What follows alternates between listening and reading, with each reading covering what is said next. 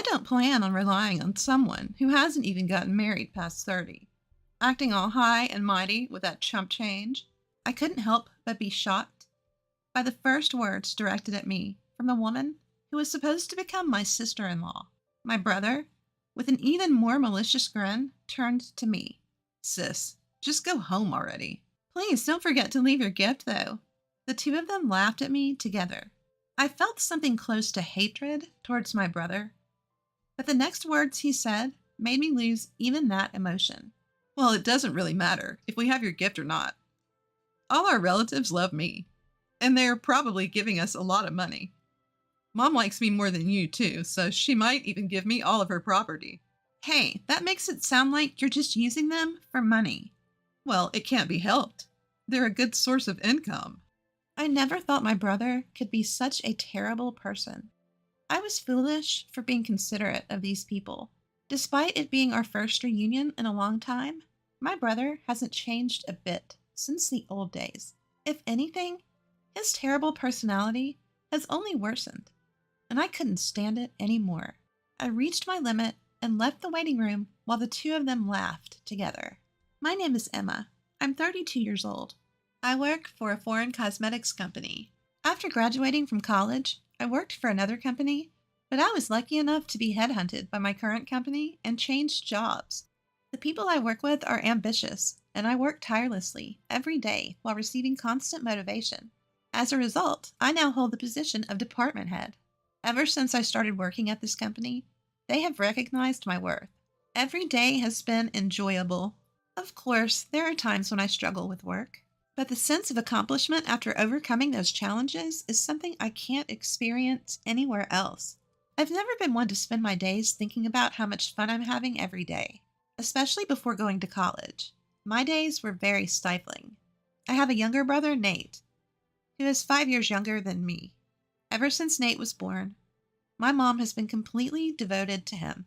She loves him so much that I became less important to her.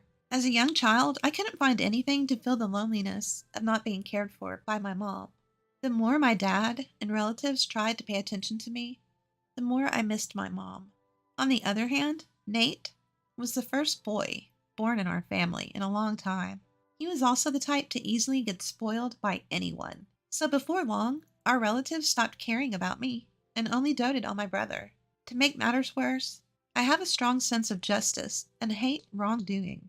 Not many people find a child who points out problems so cutely. Because of this, I became more and more distant from my relatives. The worst part was Nate's personality. Having been pampered by my mom and relatives, Nate grew into someone who couldn't be satisfied unless he was the center of attention, and knew exactly how to behave to get it. You could say he was skillful and good at getting by in life, but you could also say he was manipulative. I couldn't get along well with such a brother. Nate often got into fights, and my mom always defended him. I started to lose my sense of purpose. Not just my mom, but my relatives also started favoring Nate, and I began to feel uncomfortable whenever our family gathered. Seeing me like this, Nate would say, "Why don't you go to the other room, sis?" He had a smiling face, but he was giving me a look that didn't allow any objections. At that time, Nate was in the first grade of elementary school. If something bothered him, he wouldn't hesitate to lie and make me look like the bad guy. I had long lost my position as the older sister. When my brother said that, I had no choice but to leave. But what hurt more than being treated like an intruder by my brother was the way my mother and relatives acted. When my father noticed I was gone and asked, "Where's Emma?" the relatives just shook their heads, and my mother said, "I don't know." Then Nate jumped in. Speaking of which, the other day, my mother and the relatives listened with great interest to his story, as if I never existed. It was so heartbreaking. Nothing changed, even when I wasn't around. At times like that, only my father's sister, Aunt Ava, worried about me. "Here you are. Don't you want to go back to the others? Or do you not want to?" As I cried quietly, sad and frustrated, my aunt sat down next to me, without me noticing. She gently stroked my back, as I buried my face in her lap. When I couldn't say anything, my aunt began to speak softly. "I kind of understand how you feel, Emma. Maybe it's because I'm an older sister, too. Ever since my brother was born, He was the one who got all the attention. And you know how our relatives are, mostly women, right? So they really spoil the boys. I always thought it was unfair. You too, Aunt Ava? I was surprised. My aunt was always cheerful and in charge at family gatherings, and I never would have thought she felt that way. My aunt smiled gently in response to my question. Yes, when I was a kid. I was so jealous of my brother all the time, but he wasn't very talkative, so he wasn't always the center of attention like Nate. I think you must be feeling much worse than I did. Aunt Ava said this while gently stroking my head. I hadn't had my head patted like this in so long, and I felt a mix of emotions, happiness and embarrassment for letting her see how weak I felt. Our family has strong ties, you know. And Nate is kind of cunning, or maybe he's just good at winning people's hearts. He has that kind of personality, right? Everyone gets easily fooled by him. Really, Aunt Ava? You think that about Nate too? I was surprised again, thinking that no one in the family saw my brother that way. Aunt Ava winked at me, surprised. So don't forget, I'm watching you, Emma. If you want, I can talk to everyone about it. No, it's okay. Just knowing that you're watching me is enough to make me happy. All right, I understand. But if there's anything you want me to hear, I'll listen. You can always rely on me. After that, I looked forward to seeing my aunt at family gatherings. Even now that I've moved away, I still keep in touch with her regularly. The only other contact I have is the occasional email from my father with updates. Since I rarely go home, I don't know much about my family and relatives' current situation, so I never expected to get this kind of news from my father. Nate is getting married. Right now, I don't have a partner. One by one, my friends are getting married, and lately, even my coworkers are in a marriage rush. At a time when I was feeling a bit anxious, I got the unexpected news of my younger brother's wedding. Even though I'm not unhappy with my current life, I felt down. Then Nate contacted me, adding insult to injury. Hey sis, long time no see. I'm getting married, and my fiancée is already pregnant. Don't worry about not being married and showing our parents your grandchild. I've got that covered. But in return, give us at least $10,000 as a gift. It includes the cost of giving birth. Kids are expensive, you know. My already low excitement to celebrate Nate's wedding dropped to zero. Because of his sense of entitlement, I even considered not attending the wedding. But I convinced myself that this was a once-in-a-lifetime family event and decided to accept Nate's request. On the wedding day, after the ceremony, we were led to a family waiting room to prepare for the reception. I reunited with my mom and relatives after a long time had passed without seeing them. Of course, the topic was all about Nate. I tried to accept it since he was the star of the day, but my past memories kept coming back. That day, the gloomy, cloudy sky seemed like it would rain any moment, and my mood got darker and darker. That's when my dad talked to me. Emma, it's been a while. How's work? Oh, Dad, I'm getting by somehow. I see. So would you consider coming back home more often? My dad said that, but I didn't feel like it. Yeah, I'll come back when work calms down. I need to go to the restroom now. I left the family waiting room. I couldn't get out of there fast enough. I thought I had changed a bit, but I see others don't change so easily. As expected, I felt uncomfortable in front of my relatives. I let out a big sigh. At that moment, my phone vibrated. Come to the bride and groom's waiting room right now. It was a message from Nate. What does he want at a time like this? I headed to the bride and groom's waiting room, pondering. Did you bring it? As soon as I arrived, Nate asked me this question. I didn't understand at first, but I realized what he meant from his and his wife's nasty looks. Yeah, I brought the $10,000 gift. Are you satisfied now? Congratulations on your wedding. I reluctantly offered my congratulations, even though my heart wasn't in it. But I immediately regretted being considerate. Only $10,000? I clearly said to give more than that. Isn't it common courtesy to give more than the requested amount? You're as clueless as ever, sis. Wait a minute. Isn't $10,000 already a generous amount? I gave it because you said the baby was coming. Isn't your attitude a bit much? If you choose to act like this, I don't want to be involved with you in the future. As I snapped back, Nate exaggeratedly clicked his tongue. I was really annoyed that despite giving them the $10,000 they asked for, they still complained. As I glared at my brother, his wife standing next to him put her hand on her hip and laughed at me. Don't worry.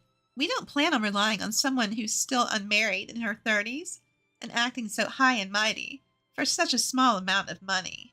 I couldn't help but be shocked by the first words directed at me by the woman who was supposed to be my sister in law. Nate also gave me a malicious grin. Yeah, just take your gift and leave. Make sure you leave the gift money. The two of them laughed at me together. I felt a strong hatred for my brother and his wife, but Nate's next words made me lose that feeling. Well, even without your gift, we'll be fine.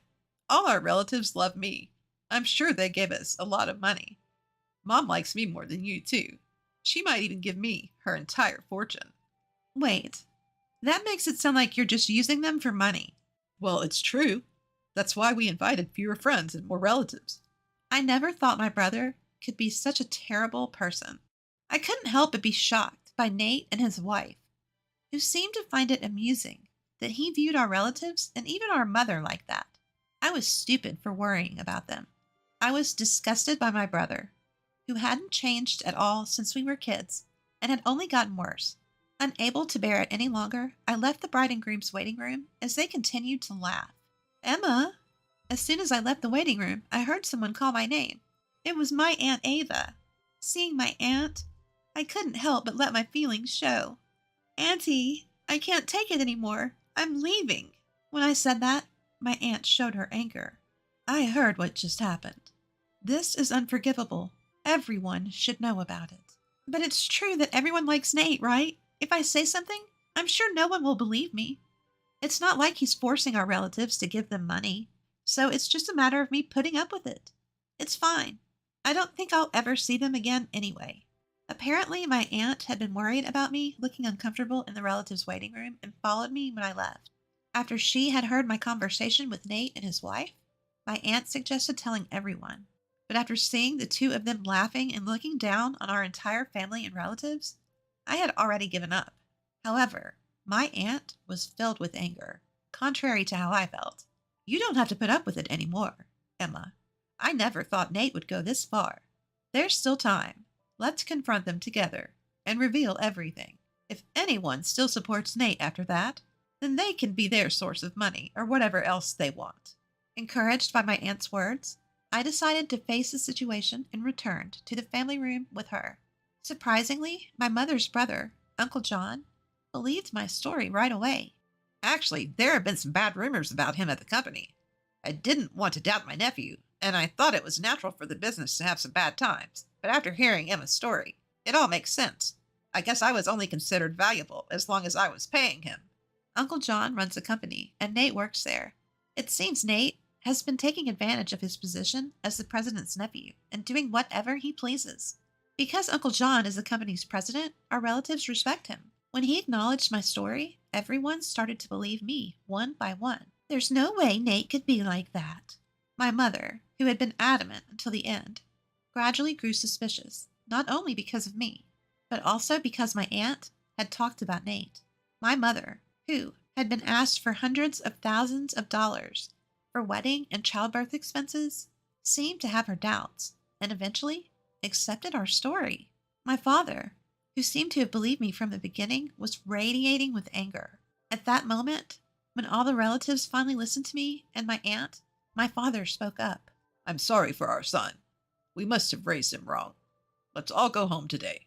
He doesn't deserve to be celebrated. With those words from my father, my mother and all the relatives decided not to attend the wedding reception. My parents hurriedly left the family room to explain the situation to the other guests. As we waited at the shuttle bus stop, the people who were supposed to attend the wedding started to arrive. At the end of the crowd, I could see my parents. My father gave me a strong nod when he saw me. I'm sure all the guests had decided not to attend. Thank you for believing in me. I tried to convey that to my father. But as I approached him, he was yelling into his cell phone. Who would celebrate someone like you, who repays kindness with malice? The person on the phone must be Nate. It was the first time I had seen my father so openly angry. I heard from Aunt Ava. Nate, it seems you've been calling our family and relatives a bunch of gold diggers. How could you say that after all they've done for you? We have no intention of celebrating you anymore. We're going home today. My father hung up the phone and apologized to me for all the hard times I had gone through. As soon as we got on the bus, Nate called me. Emma and Aunt Ava turned everyone against us and spread rumors. Now nobody's left at the venue. I calmly responded to Nate, who was panicking and raising his voice. Your Aunt Ava heard you guys making fun of the family. She joined in the conversation, so everyone believed us. Can you stop saying I spread rumors? I just told the truth. It's the same thing. What are you going to do about it? And I don't know. We're already on the bus. Don't say that. Are all of them on the bus too? If so, please convince him to come back with you. At first, Nate was confident, but now his voice sounds like he's about to cry, realizing the situation is bad. But I didn't feel like forgiving him at all. You just want the gift money, don't you? That's not my intention. Either way, we're not coming back, so goodbye. I'll cut ties with you after this. Wait, sis. I heard my brother's desperate voice from the phone, but I hung up without caring. After that, cell phones started ringing, one after another on the bus. It must have been my brother and his wife calling, but no one answered the calls from someone who saw their family and relatives as cash cows. In the end, my brother and his wife couldn't get any gift money from the attendees, not just me, our parents and relatives. They seemed to have planned to pay for the wedding with the gift money and ended up in a lot of debt. Not only me, but our parents and relatives were contacted for help, but no one was willing to help Nate anymore. On top of that, they lost contact with the few friends they had invited. The punishment for my brother was far from over. Our uncle fired Nate. He probably couldn't bring himself to defend my brother, who had been performing poorly and had a bad reputation. His wife had already quit her job for marriage, and even though they were in debt, I'm pregnant. She didn't seem to want to work. In the end, they had no money, constant fights, and decided to divorce before the baby was born. After giving birth, his wife tried to make money working at night, but her bad personality held her back, and she could barely pay off the debt. My brother couldn't find another job and got stuck in a cycle of borrowing more money to pay off his debts. He seemed to have come back home for help several times, but both our father and mother rejected him. On the other hand, I've been going back to my parents' house more often since Nate's wedding. I've been attending family gatherings, and I don't feel uncomfortable anymore. As a result, I feel like I have more room in my heart and can see things from a much broader perspective. I've become more flexible in dealing with work accidents and requests, and my colleagues, subordinates, and bosses have praised the change in atmosphere. And just the other day, I was invited to dinner by a salesperson from a company we've been dealing with for a while. I feel a little excited about the long-awaited signs of spring.